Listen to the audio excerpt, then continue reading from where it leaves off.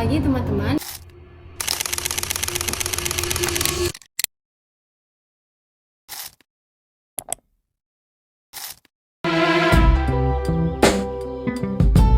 Yeah, yeah. Yeah, yeah, yeah. That's the way every day goes, every time. Ini kami akan melakukan simulasi roleplay mengenai salah satu kisah nyata yang terjadi di rumah sakit, yaitu seorang pasien laki-laki datang ke rumah sakit dengan keluhan adanya nyeri di bagian leher dan adanya benjolan. Di sini kita akan melihat bagaimana para tenaga medis bekerja sama untuk menangani pasien tersebut.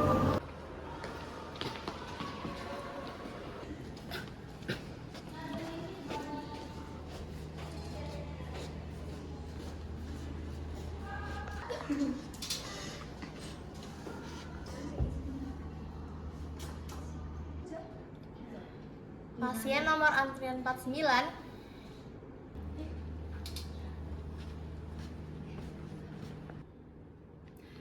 Selamat pagi, selamat datang di rumah sakit.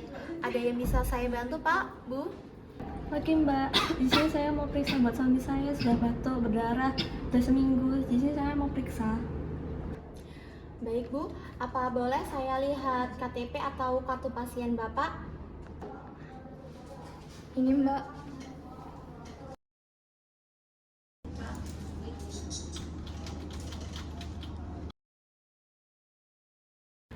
Baik, Pak. Untuk keluhannya batuk berdarah ya. Apakah ada keluhan lain yang ingin disampaikan? Ini Mbak, beberapa hari ini saya merasa ada benjolan di leher. Baik Pak, terima kasih atas informasinya. Sesuai prosedur, Bapak akan diperiksa dulu oleh dokter umum. Selanjutnya dokter yang akan menentukan pemeriksaan yang selanjutnya. Poli umum lokasinya lurus ke depan ya Pak, nanti belok kiri. Baik Mbak, terima kasih. Setelah proses pendaftaran selesai, pasien diarahkan menuju poli umum untuk menjalani pemeriksaan awal oleh perawat dan dokter umum. Selamat pagi Pak, dengan saya perawat Ribina yang bertugas pada pagi hari ini. Bapak punya keluhan batuk berdarah ya Pak? Kalau boleh tahu, sejak kapan Pak mulai awalannya? Sekitar seminggu lalu Mbak, awalnya batuk biasa tapi lama-lama keluar darah. Baik, apakah ada demam, sesak atau cepat capek Pak? Saya gampang capek tapi lama-lama juga agak demam. Baik Pak, saya cek tanda vitalnya dulu ya.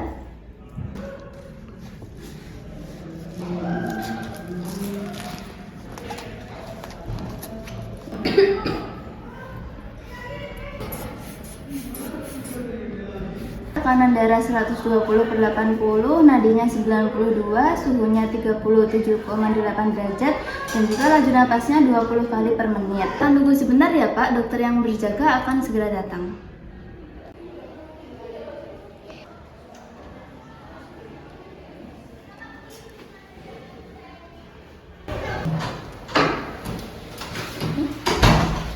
Selamat pagi Pak F, saya Dr. Kayla.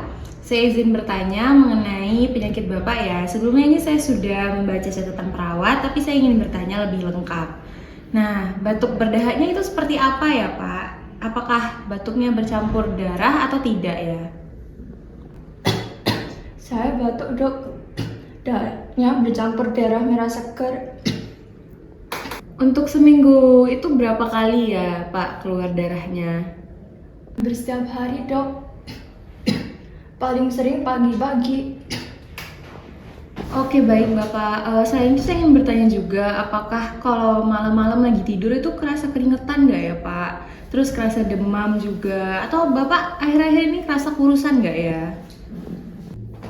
Berat badan saya turun dok, terus kalau malam kadang keringatan.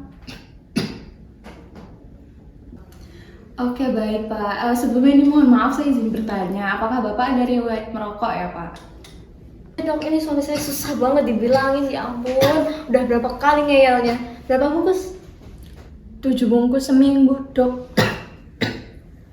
Baik Bapak, setelah ini saya izin melakukan pemeriksaan paru ya. Saya akan meraba dan melihat juga apakah ada benjolan di sekitar area paru Bapak.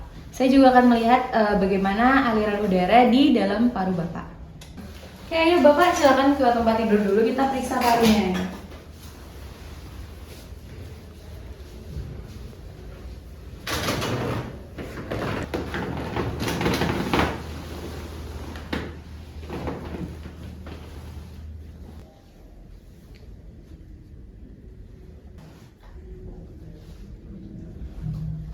Oke, saya izin ya Pak, ini saya raba dulu lehernya.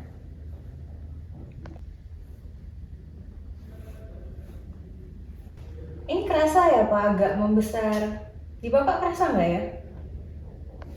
Iya kerasa dok. Oke Bapak, saya izin periksa ya, ini boleh dibuka dulu jaketnya Pak. Izin ya Bapak.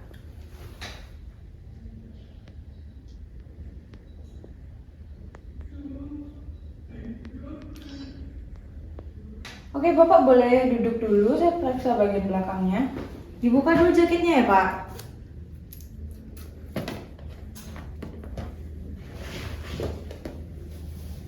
Oke, izin ya Bapak.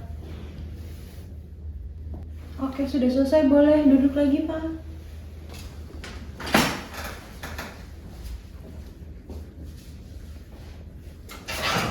Baik, begini Pak, batuk berdarah itu bisa terjadi karena beberapa hal seperti infeksi paru, TBC, bisa juga karena peradangan atau ada massa di paru Bapak. Massa itu maksudnya kayak tumor ya Pak. Karena Bapak juga ada benjolan di leher dan ada riwayat merokok, maka kita perlu periksa lebih lanjut dengan spesialis paru ya Pak. Jadi bahaya banget dok kayak dok. Mohon maaf Ibu, kami belum bisa pastikan, tapi berdasarkan pemeriksaan paru yang tadi sudah saya lakukan, tadi ada suara penurunan napas di paru bagian atas. Di paru bagian atas itu juga aliran udaranya itu nggak terlalu bersih. Nah, gejala seperti ini itu harus cepat diperiksa dan ditangani oleh spesialis. Jadi lanjutannya bagaimana ya dok? Baik, Bapak, Ibu, ini saya buatkan rujukan ke dokter spesialis dulu ya. Menjelang nanti pergi ke dokter spesialis, saya resepkan obat dulu, ini beberapa. Nah, ini harus diminum sesuai jadwalnya ya, Pak, Bu. Kalau misalnya nggak diminum nanti gejalanya bisa makin parah. Ini bisa membantu gejalanya untuk menurun gitu ya, lebih moderate gitu ceritanya.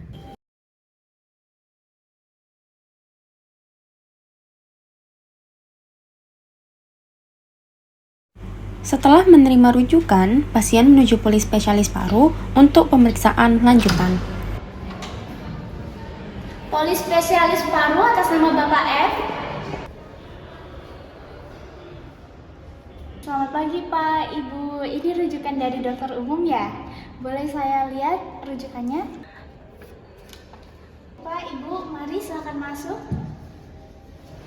Baik Pak, Ibu, silakan duduk di sini ya.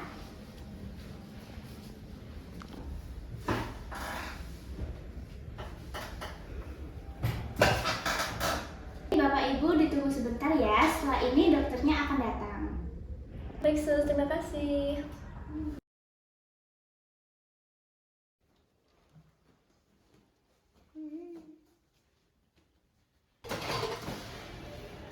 Selamat siang Bapak Ibu, apa benar dengan Bapak F?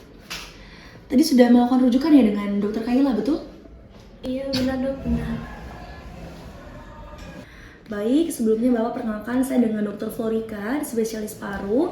Jadi di sini saya bakal memastikan gejala Bapak dari penyakit Bapak itu sendiri. Nah, saya izin untuk menanyakan beberapa hal detail ya Bapak. Sebelumnya batuk berdarahnya sudah seminggu ya? Sebelumnya ada batuk lama, dalam kurun waktu yang lama, atau ada TBC Bapak? Tidak dok, cuma batuk biasa awalnya. Oh baik. Mengenai benjolan di lehernya, sejak kapan ya terasanya ya Pak? Berapa hari? 4 hari lalu dok. Oke, Mbak Tris, juga saya lihat di surat rujukannya Bapak sebelumnya dari riwayat merokok. Kalau boleh tahu, merokoknya ini sejak usia berapa ya Pak? Sejak usia 18 tahun dok. Sudah sejak muda ya Bapak. Kalau misalnya suara serak atau nyeri di dada gitu pernah ngalamin gak ya Bapak? Kadang dada kanan terasa nyeri dok kalau batuk. Berarti agak nyeri ya Bapak kalau misalnya batuk. Oke. Dari pemeriksaan sebelumnya juga ini ukuran dari benjolannya cukup besar Bapak, dan di paru kanan atas ada suara nafasnya menurun dan ada suara tambahan. Dan saya di sini memungkinkan ini ada kelenjar getah bening. Dan untuk kondisi seperti ini, Bapak, langkah terbaiknya adalah pemeriksaan CT scan paru.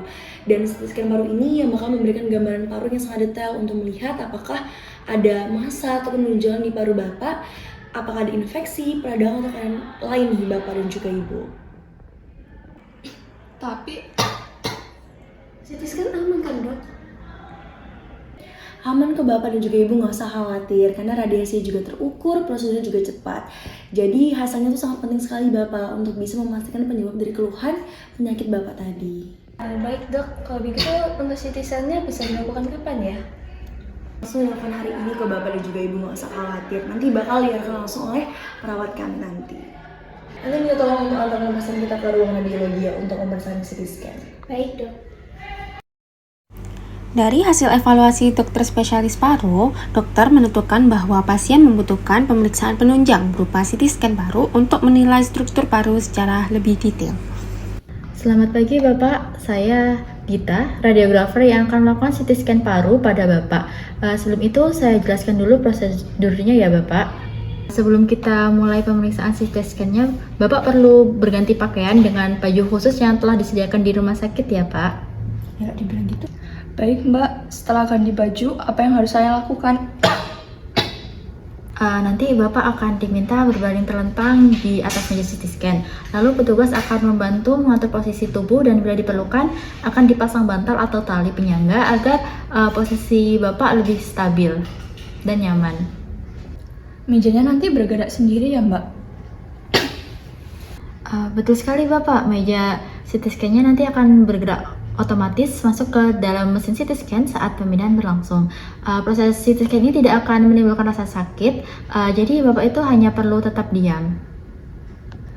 Kalau saya agak takut ruang tertutup, bagaimana ya Mbak? Tidak apa-apa Bapak, kalau Bapak merasa tegang atau punya fobia terhadap tempat sempit, nanti bisa kami bantu dengan pendampingan agar Bapak merasa lebih tenang.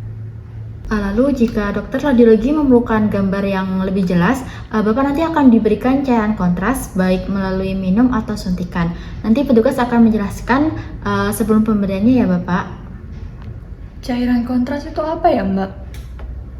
Cairan kontras itu merupakan zat khusus yang disuntikan atau diminum untuk membantu dokter melihat organ dan pembuluh darah dengan lebih jelas selama pemeriksaan pencitraan seperti CT scan atau MRI Bapak. Nah, cairan ini tuh bekerja dengan meningkatkan visibilitas struktur tubuh tertentu sehingga membantu mendeteksi kondisi seperti tumor, pendarahan, atau penyumbatan yang mungkin sulit terlihat pada saat pemindaian biasa. Saat proses CT scan, saya tidak boleh bergerak sama sekali ya Mbak? Benar sekali Bapak, selama proses pemindahan CT scan berlangsung, Bapak itu harus tetap diam, tidak boleh bergerak sama sekali karena gerakan kecil sekalipun dapat mempengaruhi hasil gambar. Kalau diminta menahan nafas, nanti saya diberitahukan Mbak. Itu Bapak, nanti akan ada petugas yang akan memberikan instruksi untuk menahan napas beberapa detik agar gambarnya terlihat lebih jelas. Baik Mbak, saya paham. Oke, kalau begitu Bapak, jika tidak ada pertanyaan lagi, kita bisa mulai pemeriksaannya ya.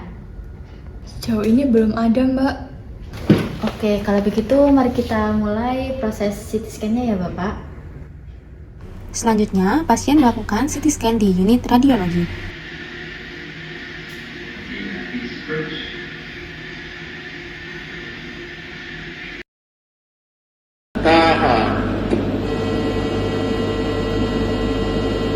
Oke Bapak, untuk proses CT scan parunya sudah selesai ya. Nanti hasilnya langsung saya kirim ke Dr. Flo. Bapak sekarang boleh kembali ke ruang poli paru.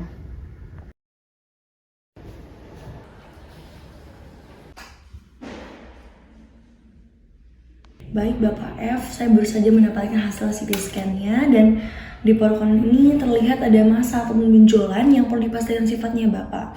Dan kelenjar getah bening ini yang ada di leher juga membesar Ibu. Dan ini bisa mengarah ke proses infeksi berat ataupun tumor. Tapi untuk memastikan kembali, kita harus melakukan biopsi terlebih dahulu. Jadi kemungkinan kanker ya Dok? Kita belum dapat memastikan Ibu, tapi CT scan kan hanya menunjukkan gambarannya saja dan biopsi lah yang menentukan jenis selnya.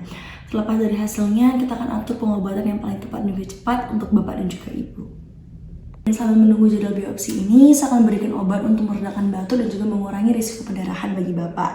Kalau batuk darah biasanya semakin banyak lebih dari 1 sendok, maka segera datang ke IGD ya Bapak. Nanti saya bantu buatkan jadwal kontrol dan pemeriksaan biopsinya ya Pak. Demikian rangkaian roleplay pelayanan pasien dari tahap awal kedatangan hingga rencana pemeriksaan lanjutan. Skenario ini menggambarkan alur pelayanan yang komprehensif, kolaborasi antara tenaga kesehatan, serta komunikasi efektif dalam memberikan edukasi dan dukungan emosional kepada pasien dan keluarga. Terima kasih.